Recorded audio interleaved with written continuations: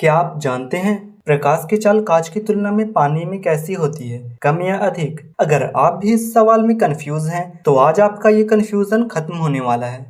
दोस्तों, वेलकम है आप लोगों का विजुअल स्टडी पर। आज मैं भौतिकी के 10 महत्वपूर्ण ऑब्जेक्टिव लेकर आया हूँ, तो चलो स्टार्ट करते हैं। पहला सवाल, जब प्रकाश की किरण विरल माध्यम जैसे हवा से सघन माध्यम जैसे कांच या पानी में प्रवेश करती है तो वह ए अभिलंब से दूर हटती है, बी अभिलंब की ओर झुकती है, सी सीधी निकल जाती है या डी वापस लौट जाती है।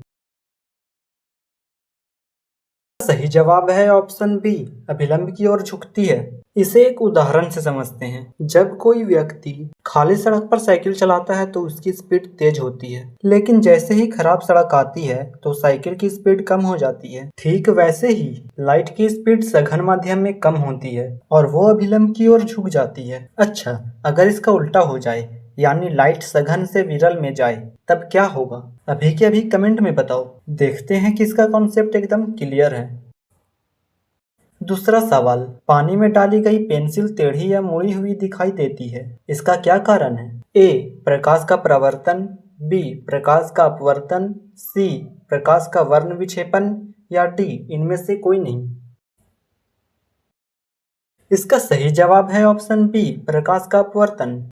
अच्छा सोचो, अगर लाइट किसी सीधे ग्लास स्लैब यानी कांच की चौकोर सिल्ली से पार हो तब भी क्या वो ऐसी ही मुड़ी रह जाएगी या कहानी में कोई नया ट्विस्ट आएगा? चलिए देखते हैं। तीसरा सवाल, कांच की आयताकार सिल्ली से निकलने वाली निर्गत किरण मूल किरण के कैसी होती है? ए लंबवत, बी समानांतर, सी तिरछी या डी विपरीत। इसका सही जवाब है ऑप्शन बी, समानांतर। लेकिन क्यों? क्योंकि लाइट जितनी टेढ़ी कांच के अंदर जाती है, बाहर निकलते समय हवा में वापस उतने ही एंगल पर मुड़ जाती है। अब हम अगले सवाल में एक महत्वपूर्ण नियम देखेंगे जो परीक्षा में कई बार पूछा गया है। अगला सवाल, स्नेल के नियम का गणितीय रूप क्या है? ए म्यू बराबर साइन आर बटा साइन आई, बी म्यू बराबर साइन आई गुने साइन आर, सी म्यू बराबर साइन आई बटा साइन आर या डी म्यू बराबर 1 गुने साइन आई।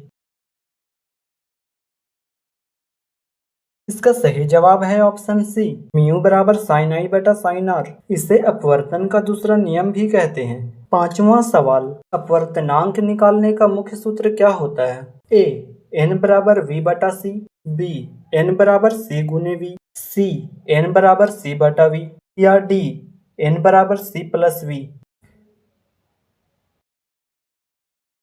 इसका सही जवाब है ऑप्शन सी, एन बराबर सी बटा वी। यहाँ सी का मतलब है निर्वात में प्रकाश की चाल और वी का मतलब है उस माध्यम में प्रकाश की चाल। अगला सवाल, निम्नलिखित में से किसका अपवर्तनांक सबसे अधिक होता है? ए हवा, बी जल, सी कांच या डी हीरा।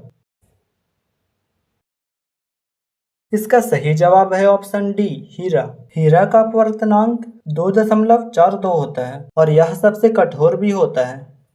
अगला सवाल, पानी का अपवर्तनांक कितना होता है? ए 1.5, बी 1.33, सी 2.42 या डी 1.0। इसका सही जवाब है ऑप्शन बी, 1.33। अगला सवाल, कांच का अपवर्तनांक कितना होता है? ए 1.33, बी 1.5, सी 2.42 या डी 1.0003। इसका सही जवाब है ऑप्शन बी, 1.5। अगला सवाल, प्रकाश की चाल सबसे अधिक कहाँ होती है? ए कांच में, बी पानी में, सी शून्य या निर्वात में या डी लोहे में।